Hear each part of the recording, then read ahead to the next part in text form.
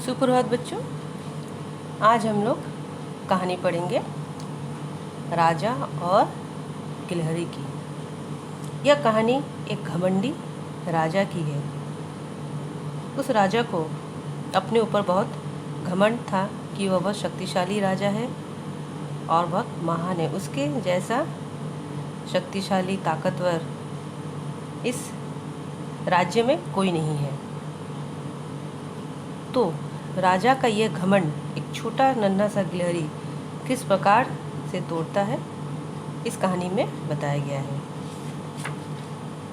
तो सब बच्चे अपनी हिंदी पाठ्य पुस्तक निकालेंगे।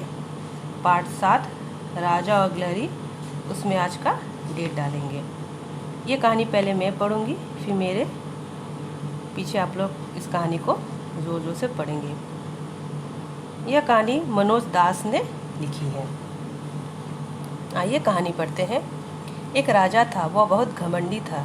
राजा सोचता था कि वह दुनिया में सबसे ताकतवर है और कोई उसे हरा नहीं सकता। एक दिन राजा अपनी मंत्री के साथ बाग में टहल रहा था। टहलते टहलते राजा ने मंत्री से पूछा, क्या इस राज्य में ऐसा कोई नहीं है जो मुझे चुनौती दे सके? मंत्री ने उत्तर दिया, महाराज, इस राज्य में क्या, इस धरती पर आपके बराबर श्रेष्ठ कोई प्राणी नहीं है। राजा और मंत्री की ये बातें एक गिलहरी ने सुनी। उसने राजा को सबक सिखाने की ठानी। वह जानबूझकर उन दोनों के सामने से सरपट भागी और एक पेड़ पर चढ़ने लगी।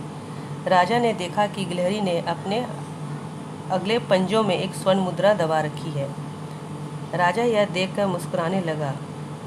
राजा को मुस्कुराता देखकर गिलहरी गाने लगी, मेरे पास इतनी दौलत राजा, तेरे पास है कितनी राजा, मुझको ऐसे क्यों ताकता है, क्या मेरी दौलत से जलता है? राजा यह सुनकर आग बबूला हो उठा। वह गिलहरी की ओर लपका। गिलहरी कब हाथ आने वाली थी। वह भाग खड़ी हुई, लेकिन उसकी स्वर्ण मुद्रा नीचे गिर गई। राजा ने वह मुद्रा उठाकर जेब में रख ली। इसके बाद राजा और मंत्री महल की ओर लौट चले। शाम को राजा और मंत्री पड़ोसी देश के दूतों के साथ दरबार में बैठे थे। अचानक वहां गिलहरी आ गई और चिल्लाने लगी, मेरे धन के बलबूते पर क्या इतराता है रे राजा? सुन ले सब, कान खोलकर सुन लो तुम भी ए राजा। राजा को बहुत गुस्सा आया। उसने गिलहरी को पकड़वाना चाहा, लेकिन गिलहरी फुदकती हुई भाग खड़ी हुई। कुछ दिन बीत गए। एक दिन राजा महल के बाहर गरीबों को दान दे रहा था। गिलहरी वहाँ भी आ धमकी और गाने लगी, लुटा लुटा कर मेरी दौलत, बनता है तू कितना दानी, झूठी शान दिखाता है तू, वाह रे राजा ओ अभिमानी। राजा बौखला गया।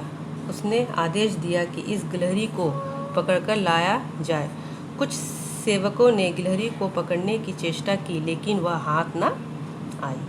महल की दीवारों पर कूदती फांदती वह फरार हो गई। फिर कुछ दिन बीत गए।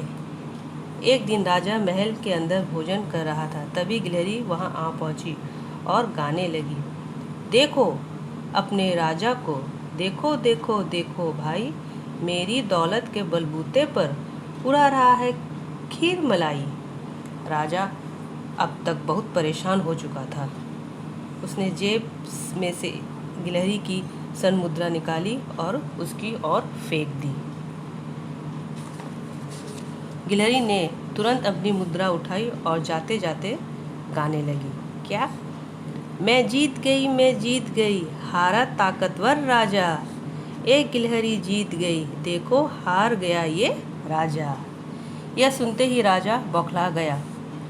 उसने मंत्री को बुलाकर गिलहरी से पीछा छुड़ाने का उपाय पूछा। मंत्री ने सुझाव दिया, महाराज, गिलहरी बार बार आपको उकसा रही है। यदि आप उसकी बात पर ध्यान ही ना दे तो वह फिर आपको परेशान करने नहीं आएगी।